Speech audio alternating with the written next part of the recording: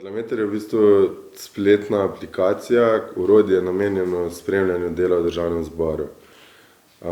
Načeloma analiziramo glasovanja in transkripte. To so neke osnovni podatki, ki jih v bistvu pridobivamo, potem pa to obdelujemo na 100 različnih načinov. Namenjen je v bistvu 3 ciljnim javnostim.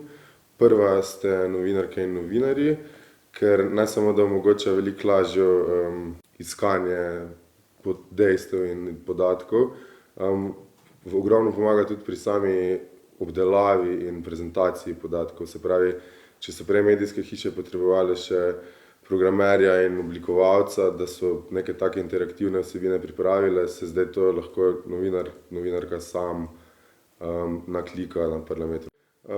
Druga ciljna javnost so pač programerji, razvijalci, ker smo v bistvu opravili veliko delo tega strukturiranja povsem nestrukturiranih podatkov in to bomo v bistvu vse odprli, tudi dejanske API klice z konkretnimi analizami in pa to, da bo to povsem na voljo zastonj in v odprto rabo, ker pač verjamemo, da lahko širša programerska javnost naredi iz tega še veliko več kot to, s čimer smo mi začeli.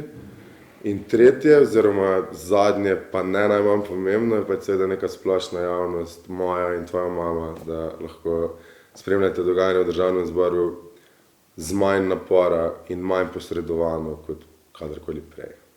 Na Parlamentu ima vsak poslanec svoj profil, se pravi 90 profilov, ki so sestavljeni iz nekih 3 zavihkov. Prvi je nek pregled, kjer v bistvu neke osnovne informacije povzame o delovanju tega poslanca, potem pa drugi so glasovanja in tretji govori. In zdaj glasovanja recimo analiziramo na več načinov. Gledamo, kako poslanec odstopa od glasovalne linije svoje poslanske skupine oziroma koliko glasuje kot ovca točno v tej liniji.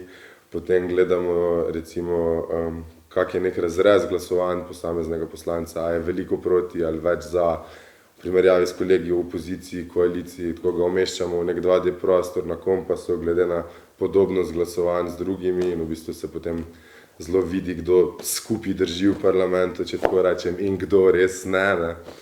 Potem pri govorih pa izvajamo analizo TF-IDF, kar pomeni, da računamo, katere so tiste besede, ki jih poslanec govori več od svojih kolegov in kolegic. Omogočen je tudi recimo zanimiva funkcionalnost je iskalnik po spletnem mestu, ker v bistvu mislim iskalnik po transkriptih sej, ker omogoča recimo zelo podobno funkcionalnost kot Twitter, recimo da pač spremljaš nek hashtag oziroma oznako na Twitterju, potem pač tisti feed spremljaš, kaj se na to temo zgodi. Na ta način lahko pač vpišeš karkoli te zanima in potem se ti na tej kartici, ki lahko imaš embedano na svoje spletno mesto, v bistvu osvežuje kartica vsakič, ko nekdo spregovori to besedo v katerikoli stojnični obliki v parlamentu. Kar pomeni, da si lahko tudi neka nevladniki in to nastavijo kot, lahko to uporabljajo kot neke vrste alarme za to, da se v državnem zboru morda govori o temi, ki se jih tiče, ki jih zanima, ki jim veliko pomeni. In predvsem gre tukaj za to, da je to prvi korak in da je mogoče to priložnost, da lahko začnemo o tem govoriti več in glasneje, ker recimo odprti podatki so nek ful širši boj, ki ga mi bijemo v okviru Inštituta Danes in nov dan. In te parlamentarni podatki so samo pač eden od teh bojev. Država proizvaja še en cel kup podatkov, ki niso dostopni in ki se jih ne da na tak način predelovati in organizirati. In jaz si predvsem želim, da lahko zdaj začnemo odpirati vse te teme, in vidim Parlameter zgolj kot nek prvi korak k temu, da država začne s svojimi podatki ravnati tako, kot se spodobi.